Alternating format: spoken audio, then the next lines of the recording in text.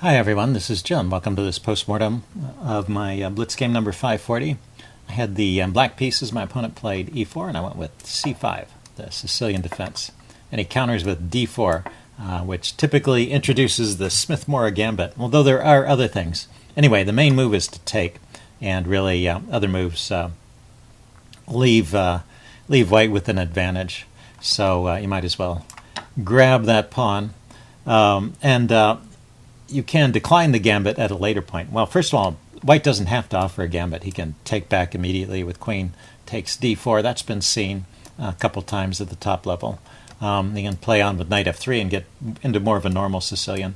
But the idea with the Smith-Morra is c3 and encouraging black to take another pawn, and then white gets some development and open lines for his pieces. And it's a pretty good gambit for white, so I like to decline it. And my favored way of declining the gambit is with knight f6. It looks like g6 is an alternative way of declining the gambit, but I've never tried that. I think this knight f6 line is fine for black, so allows black to equalize. And you'll see, even though we're at only 8 games that have reached this position after the move e5, suddenly there's 329 games from this position in the database. What this means is we've actually transposed into a normal line of the c3 or Alapin Sicilian.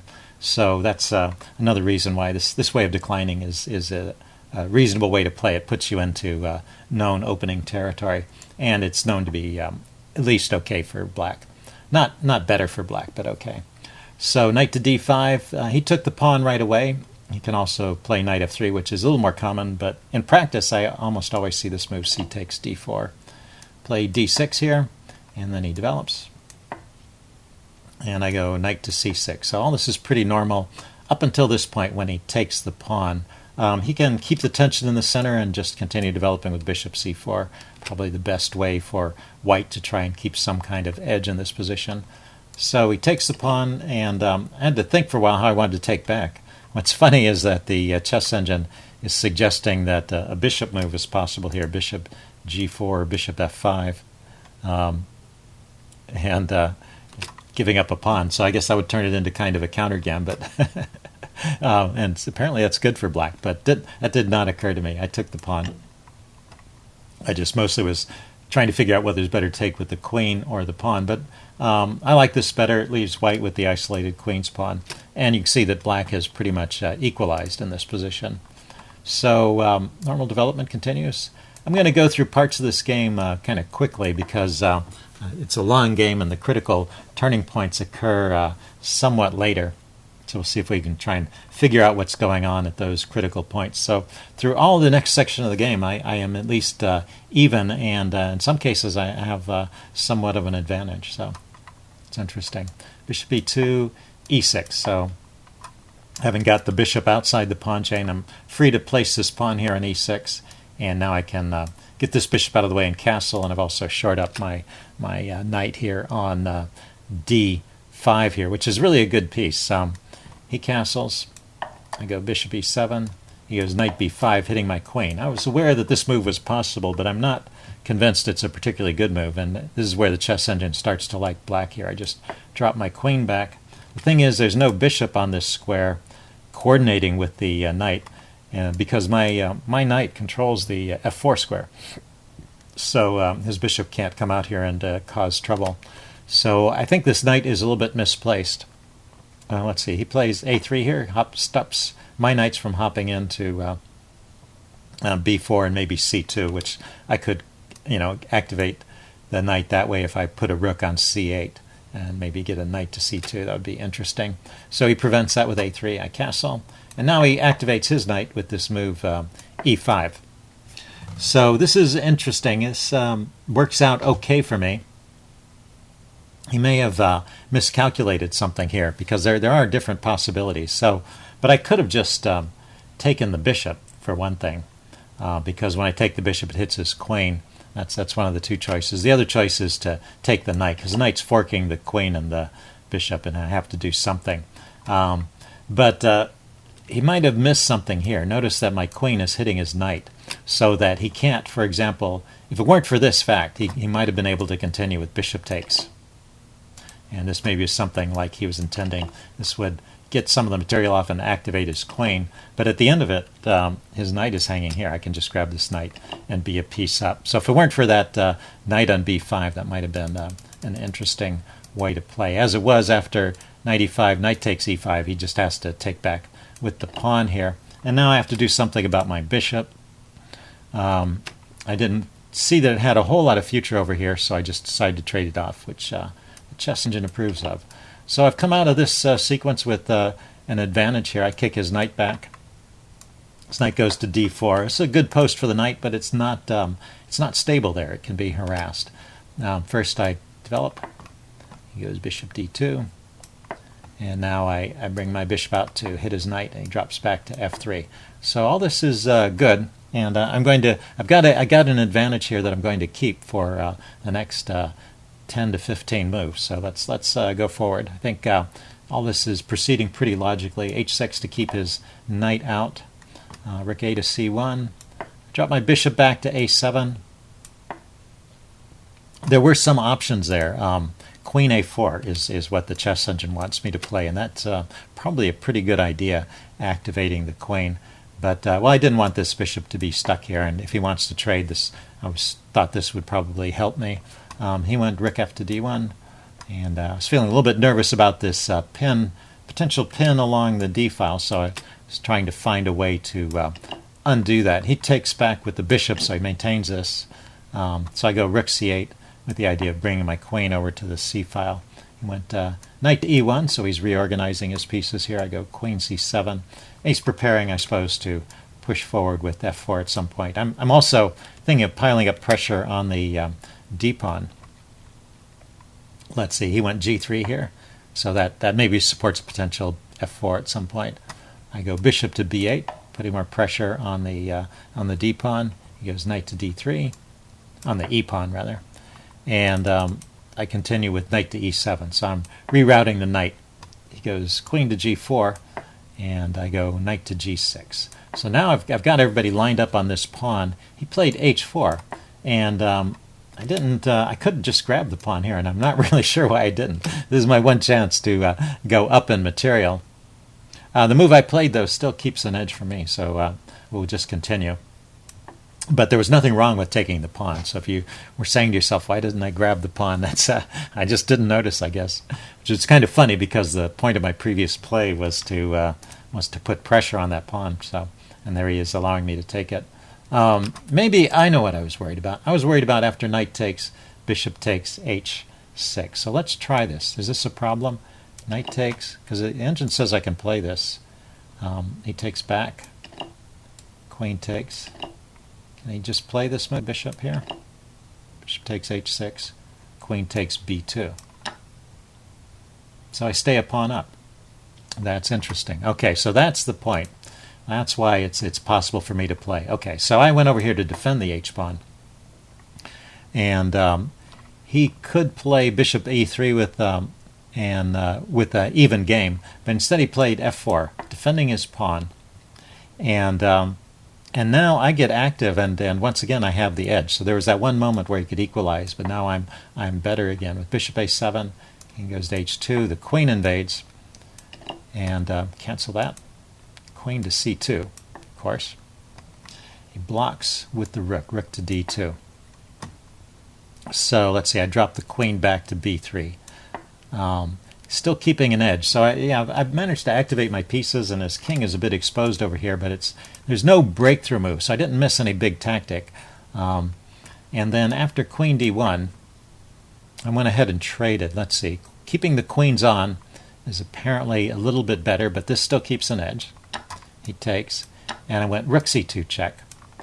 And right here, after rook d2, blocking the check, this is where the momentum in the game switches. So I've been playing well for 32 moves, and I thought this was a good endgame. Notice that, okay, it may look like this knight has no moves at the moment, but of course the knight can reroute into the game this way. Knights are very flexible, so this rigid pawn structure is not going to keep this knight out of the game. And secondly, these pawns are all on dark squares, which is the color of my bishop, so I have a lot of natural targets, and whereas I have a lot of pawns on light squares. So I was thinking this is just a good endgame for me. And the chess engine says it's only a good endgame if I keep the rooks on. And when I trade rooks, suddenly white is better after the rook trade. So I still don't understand that. I'll be frank with you. But that's a lesson here. Keep the rooks on and try and get what mileage you can out of your position before going into the rookless endgame. So rook to c4, or rook back to c7, and then later I guess trying to bring the king into the game and just maneuvering with the rook and bishop and knight. And I do have more targets. It should just be a better endgame for me, but I thought this would be better as well. So let's see. But after the trade, you see the evaluation shifted. Now white is better. So I start trying to activate my bishop. Maybe this is the point. It's just not so easy for me to activate these pieces. And he goes bishop to b4. And it is, he can try and keep my king shut off. He can bring his knight in to go after my pawns over here. Let's see. I went b6. He goes h5. Oh, he didn't go h5. H5 would have been awkward. The knight has to go back to h8. So that's one point here, is my knight actually is in a bit of trouble. Let's see. He went bishop to d6. So he's infiltrated with his bishop. I went king to g8, so I can use the king to help bring the knight back into the game. He goes knight to b4, hitting my loose pawn here. I go a5. Now my pawns, I've secured these pawns, but at the cost of putting them on dark squares where his bishop can attack them. And if I can't get my knight over in time, he can potentially coordinate an attack on these pawns with the bishop and the knight and do better. I'm also putting pressure on his pawn over here, though. Keep that in mind as well. So he goes knight to d3, defending his pawn, and I bring my knight in with knight to f8. So now he goes forward with b4. We get some exchanges. Takes back with the knight. And through all of this, white is just a little bit better. So ever since that exchange with the rook, white has maintained this advantage. He missed his best chance, which was that h4 move to harass my knight and drive it back to the corner. But after that, he's kept a slight edge through here. And once again, we'll go forward quite a few moves where white just maintains a slight edge. But it's nothing winning. Let's see. So I go knight d7. He goes knight to c6, hitting my bishop. Bishop c3. Bishop b4. And I decide to go ahead and trade. I guess that's okay. So now we're just down to knights. And looks like a very even position to me. His pawns are a little more advanced. And my king, well, it's not yet in the game, but his king is not in the game either. And I guess both of us can get over here in time to the queen side where it seems like there's the most possibility for action. So I guess his sole advantage in this position is a slightly advanced position of his pawns. Let's see, I go king f8, bringing the king over. But this should not be a winning advantage. So at this point, basically, I should be able to hold a draw. So he goes king g2. I go f6. Try to break up these pawns a little bit. He goes king f3.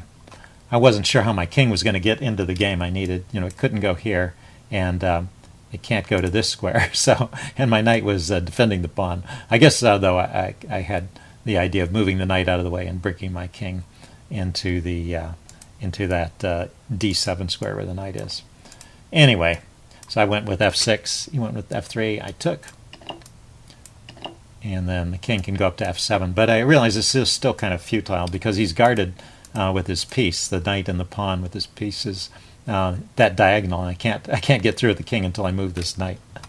Let's see, he comes in with king e4. So he's got his king active a little quicker than I did, but still, I played g6 to keep his king out. It still seems like a position where he can't really make any progress. He pushed on with g4. Cancel that. g4. And then I played h5 to try and resolve things over here. He went g5. So everything is settled over here. His king is not breaking in, and the action shifts to the queen side. Let's see, I went king e8. He went king d4. And right here, I need to move my knight. I've got to play knight f8 to bring my king into the game, and I should be okay. I played king f7 because I didn't figure that out in time. I didn't want to let go of this pawn. basically. And because of that, my king was kept over on the wrong side of the board for one move too many, and his king got active and he managed to win the game. So this point, I think, is where, let's see if we step forward. Yeah, right here. This is the point where the game shifts from being drawn to losing. And so let's look at how I should have played. Knight f5. It does give up this, knight f8 rather, does give up this protection of the pawn. It's his move, king to, say he comes after the pawn with king here, king to c4. I come up to d7, hitting his knight. He can step in here to b5, hitting the knight. And king to c7. I get over there and defend the pawn in time. So that's the way to hold on to things.